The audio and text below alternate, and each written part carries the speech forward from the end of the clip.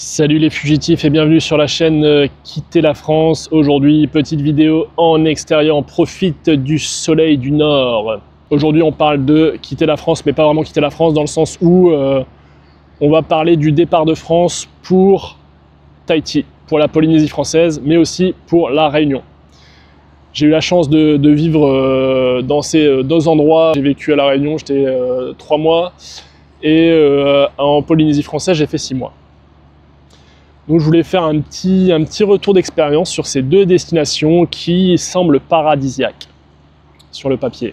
Avant toute chose, je vous invite à vous abonner à la chaîne si ce n'est pas déjà fait et à activer les notifications. Merci à tous. Donc, comme je vous disais, j'ai vécu en Polynésie et à La Réunion et force est de constater que les plages du Nord sont plus jolies. Regardez-moi ça, c'est pas magnifique.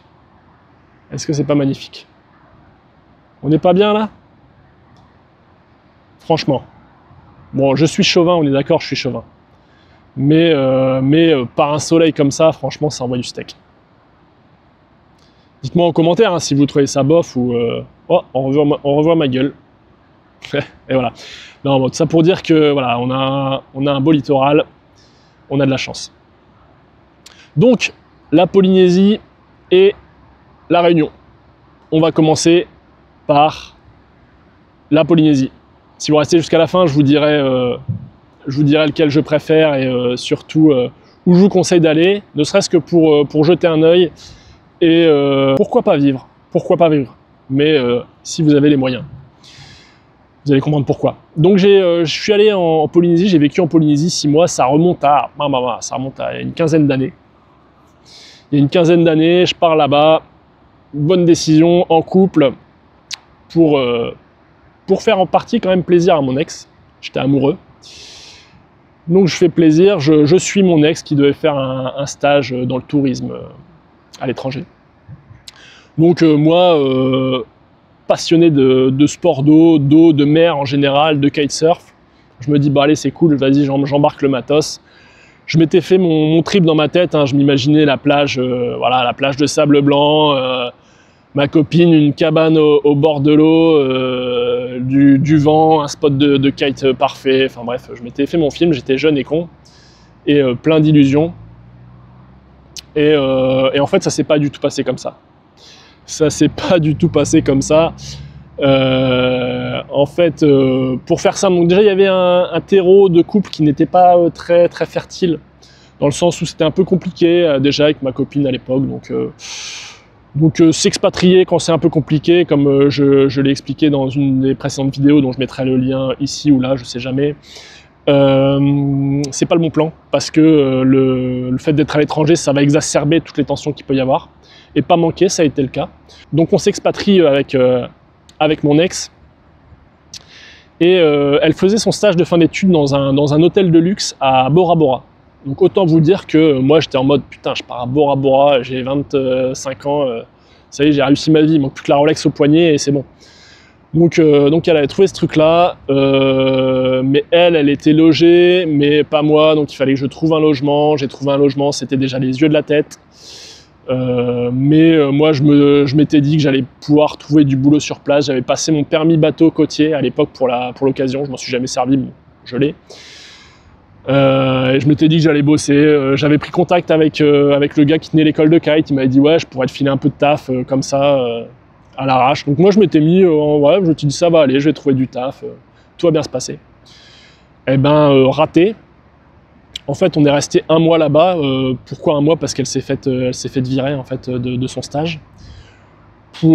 Parce qu'une fois j'avais dormi à l'endroit où elle était logée, mais il n'y avait pas le droit de faire dormir des gens de l'extérieur alors qu'il y avait plein d'employés qui venaient venir, leur mec, leur nana, enfin bref c'était un règlement de compte personnel envers mon ex.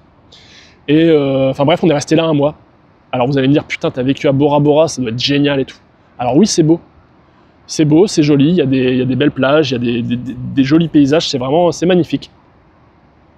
Mais l'ambiance sur place, quand vous n'êtes pas en mode vacances, 3 semaines de lune de miel dans un hôtel de luxe, et ben l'ambiance elle est horrible en fait, tout le monde se connaît, dès qu'il y a des histoires ça va très vite, et autant vous dire que ça crée un climat mais horrible, c'était horrible. Tu pouvais rien dire à personne pour savoir de où tu venais, pourquoi, comment, est-ce que tu avais des problèmes avec ta copine, pas de enfin, c'était horrible et l'ambiance était vraiment exécrable.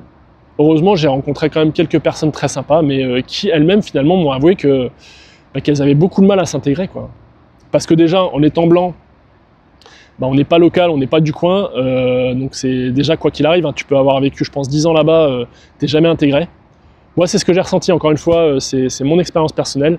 J'ai vraiment vécu, et ça, je l'ai rarement vécu ailleurs, j'ai ressenti, et j'ai ressenti aussi à Tahiti, un racisme assez prononcé, alors que je suis plutôt ouvert, plutôt chill, au contraire, à vouloir aller vers les gens, à discuter le bout de gras, à comprendre un peu leur vie, à être humain et sociable, enfin voilà.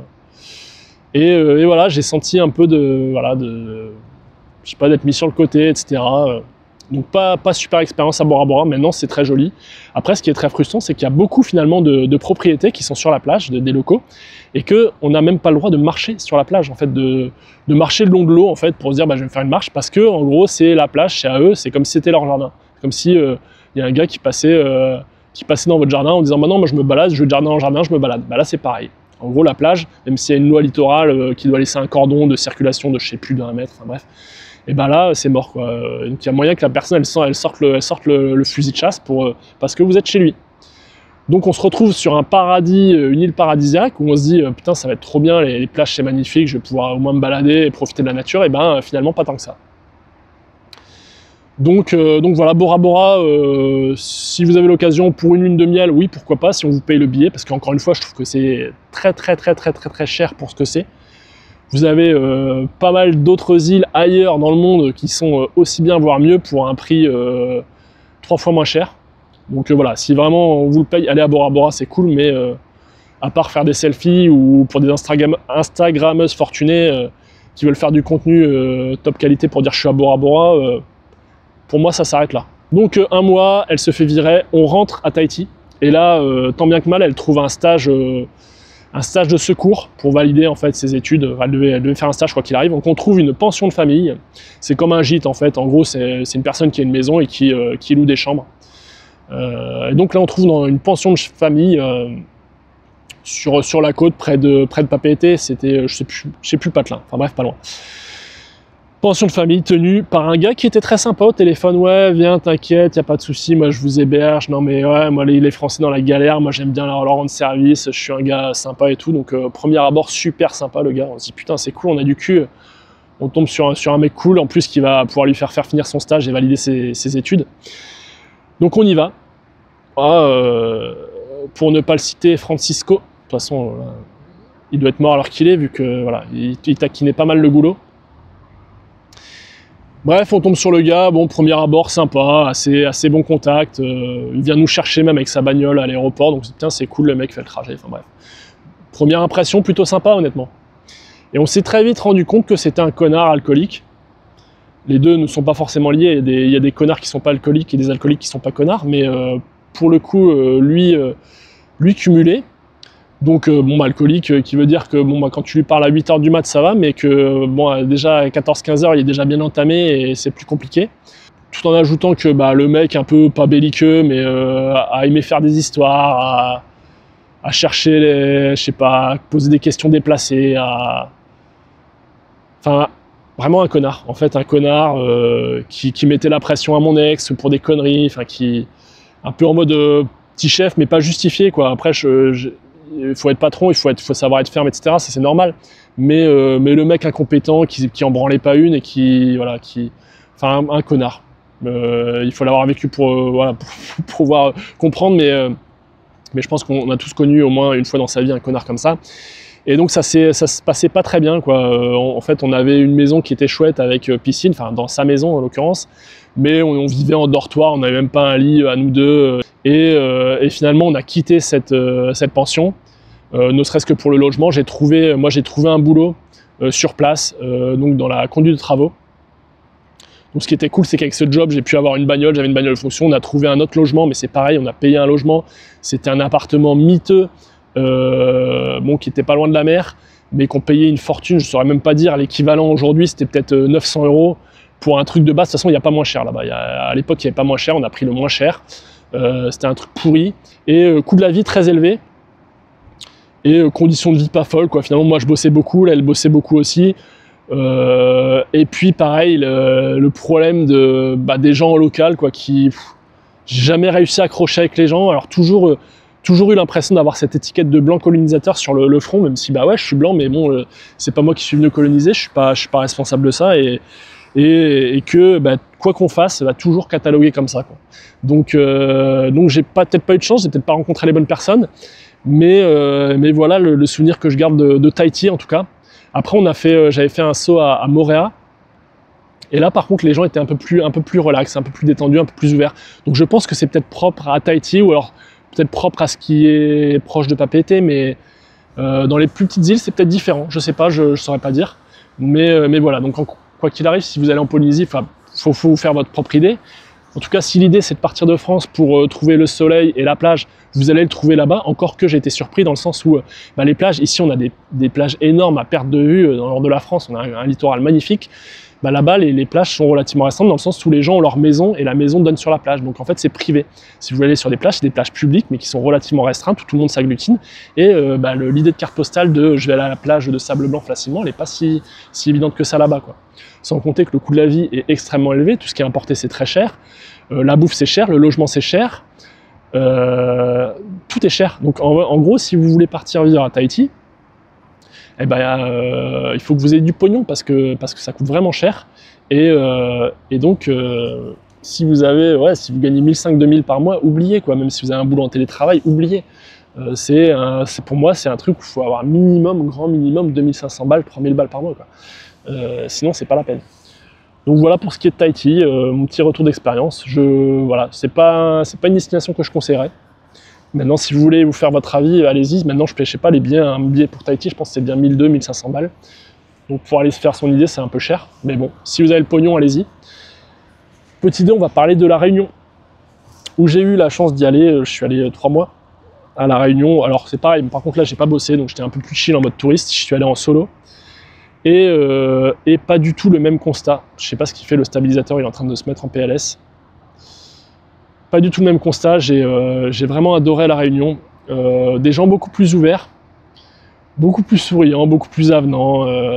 Alors le fait est que La Réunion, ça porte bien son nom, c'est un regroupement de populations qui viennent d'Asie, qui viennent d'Europe, qui viennent d'Amérique, qui viennent d'Océanie. Donc c'est des gens qui viennent d'un peu partout, donc finalement même au niveau des religions c'est assez équilibré, il y a un peu de tout, il y a islam, il y a christianisme, il y a hindouisme, et donc comme ils ont chacun leur petit groupe, il n'y a pas vraiment de majorité qui prend le dessus, et donc ils vivent ensemble sans problème, quoi. En gros, ils vivent en harmonie, et c'est un peu, ils appellent ça, c'est le vivre ensemble là-bas, et ça fonctionne relativement bien. Ça fonctionne relativement bien. Et de ce fait-là, que vous soyez blanc, vert, beurre, jaune, orange, vert fluo, ça pose pas de problème. Alors, je sais pas si des personnes qui ont vécu à La Réunion ont un autre son de cloche, mais j'étais toujours plus ou moins bien accueilli et j'en garde un très bon souvenir. Par contre, même constat qu'en Polynésie, coût de la vie très élevé, les logements surtout très très élevés, c'est très cher. Donc même constat, si vous voulez partir vivre à La Réunion, il y a des choses à faire, c'est cool, hein, mais il faut avoir du cash. Maintenant, il y a énormément de choses à faire à La Réunion, de la plongée, du parapente. Moi, j'ai fait une formation de parapente, super souvenir. Il y a des cascades, des sortes de, comment on appelle ça, du canyoning. J'ai fait du canyoning, c'était génial. Il y a du sport, il y a des randonnées, des trails, il y a un volcan, il y a des volcans. J'ai fait le volcan méga connu à La Réunion, le Piton de la Fournaise, à Ascension, en partant à 4h du mat à la frontale, arriver au lever de soleil, enfin des super souvenirs. Il y a vraiment des choses chouettes à faire. Ils ont une super culture. Après tout ce qui est rhum, picole, fiesta, ça va, ils savent faire la fête. Mais j'ai pas retrouvé il doit y avoir aussi, hein, j'ai pas retrouvé l'alcoolisme hyper répandu qu'il y avait à Tahiti. Notamment avec des gens qui ont l'alcool très mauvais à Tahiti. Alors, je ne vais pas faire de généralité, mais c'est ce que j'ai constaté. À La Réunion, il y a aussi, mais quand même, finalement, je trouve beaucoup moins. Et des gens, plus avenants. Donc voilà, deux salles, deux ambiances. Sans avoir été dans les deux, on pourrait se dire bah, c'est peut-être kiff-kiff, Tahiti et La Réunion, et pour moi en tout cas rien à voir. Alors après La Réunion, le seul peut-être problème, et encore, c'est la flippante des requins, des gens qui veulent pas se baigner, mais bon, encore une fois, il y a des plages avec des filets qui sont prévus pour ça. Voilà, c'est voilà, peut-être un bémol pour les surfeurs, quoi. La Réunion c'est un peu chaud, mais par contre en plongée il y a des trucs chouettes à faire. J'ai d'ailleurs un pote qui est parti, qui avec sa nana, ils sont partis à La Réunion. Lui il s'est reconverti prof de plongée, maintenant il est prof de plongée là-bas. Sa copine elle est infirmière. Bref, j'ai l'impression qu'ils sont en train de vivre leur meilleure vie. Je vois des fois des photos passer sur Facebook, etc. Ça m'étonne que moyennement, ça a l'air plutôt cool. Enfin, leur vie a l'air plutôt sympa, plutôt chill. Donc eux ont décidé de partir là-bas. Si je devais choisir, bah, évidemment, ouais, je vous conseillerais, enfin moi je partirais en tout cas à La Réunion, si c'était pour vivre, sous réserve d'avoir le budget, bien évidemment. Après, tout ce qui est Martinique, Guadeloupe, je connais pas du tout. Donc s'il y a des personnes en commentaire qui ont fait ces destinations-là, qui ont vécu ou qui projettent peut-être d'aller y vivre, bah, mettez-le, je suis curieux d'avoir un retour là-dessus. Mais en tout cas voilà, donc Tahiti, Bora Bora, bon, Bora Bora oui, sur le papier ça vend du rêve, mais finalement je vais être horrible, hein, mais c'est ce que je disais en rentrant à mes proches. Je disais bah écoutez, ouais c'est beau, hein, la plage elle est magnifique, hein, sable blanc, lagon turquoise c'est magnifique, mais tu vas te coucher, tu te lèves le lendemain matin, grand ciel bleu, lagon turquoise, ok, tu vas te coucher, le lendemain matin tu te réveilles, pareil. Alors je vais pas me plaindre qu'il fait toujours beau, que c'est toujours pareil, mais il n'y a pas un coup de vent, il n'y a pas. Alors si des fois il faisait gris, mais c'est rare quoi. Enfin en gros, je peux dire que le paysage change finalement assez rarement, je trouve. Alors que je peux vous dire que la Côte d'Opale, bon là il fait beau donc on kiffe, on apprécie. Je suis en train de brûler du nez, je pense d'ailleurs. Mais voilà, aujourd'hui il fait beau, demain il va pleuvoir avec du vent, avec du gris. Il va y avoir une journée où il va faire beau, il va y avoir des averses, mais après ça va se rééclaircir, il va faire froid, il va faire chaud, la mer elle va être tantôt calme, tantôt démontée, des fois on a des tempêtes, c'est magnifique, enfin on a des couleurs incroyables avec des nuages, avec un soleil qui passe au travers, enfin au niveau diversité de lumière, de paysages, etc., bah pour moi c'est plus beau la Côte d'Opale que Bora Bora, et je le dis vraiment, bon je suis chauvin, mais je le dis... je dis pas ça pour faire réagir les gens, parce que je pense qu'il y a des gens qui vont me dire attends, t'as fumé, Bora Bora est à côté de la Côte d'Opale, tu peux pas tester.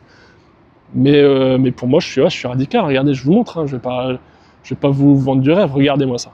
Regardez-moi ça. C'est pas bien là? C'est pas magnifique? Bon, débarquez tous pas en force quand même, hein, sur la Côte d'Opale, hein, sinon ça va faire grimper les prix.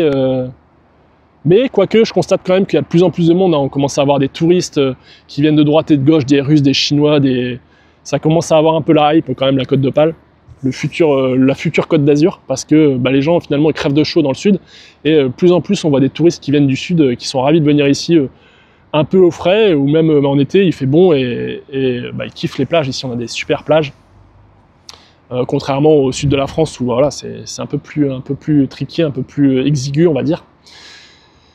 Donc voilà, j'ai fini, j'ai pas d'action dans l'office du tourisme local, hein. Je parle franchement, c'est tout, avec le cœur, parce que ouais, ça va me faire chier de le quitter aussi, mine de rien, en quittant la France.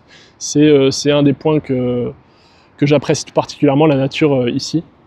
Je vous invite à vous abonner à la chaîne si ce n'est pas déjà fait, à activer les notifications. On se retrouve de l'autre côté de la frontière. À bientôt. Vive la République et vive la France.